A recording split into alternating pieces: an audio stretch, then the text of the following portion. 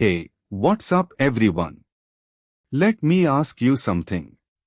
What if I told you that splitting your monolithic docker-compose file is exactly like upgrading your neighborhood kirana store into a supermarket chain? When scaling hits a wall, everyone says microservices. But the migration is usually pure chaos.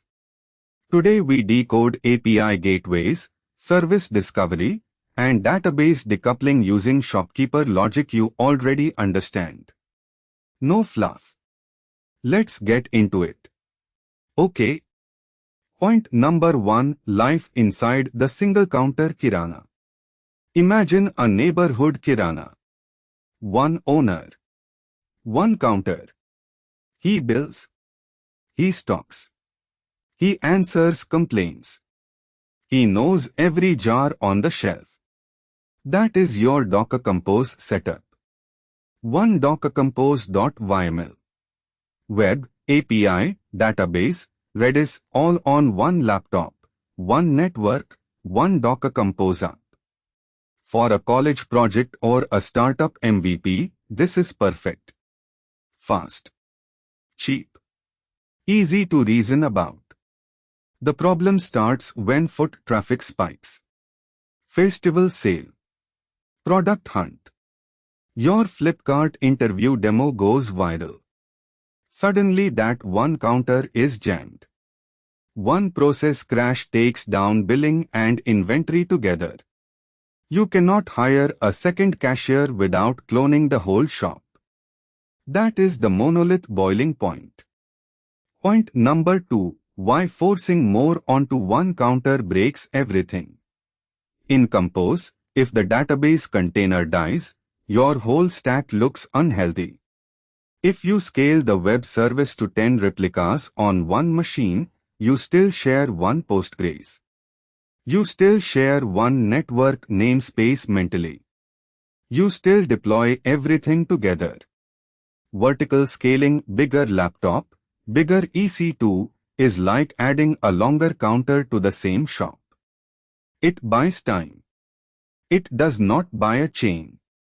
Microservices is not more YAML for sport.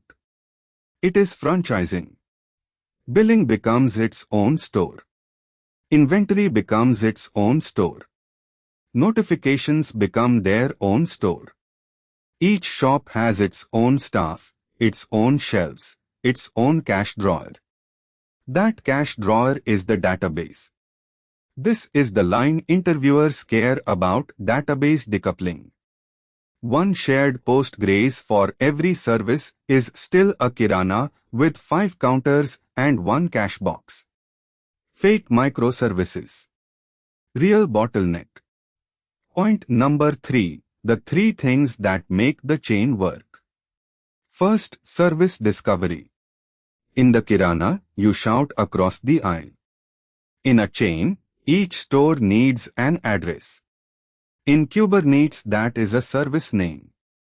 Billing talks to inventory.svc.cl/uster.local, not to a hard-coded IP. Containers move. Names stay.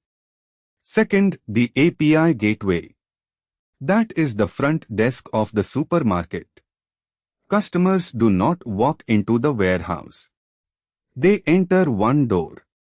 The desk routes them: payments counter, returns counter, pharmacy.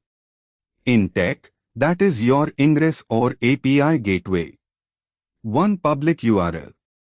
Many services behind it.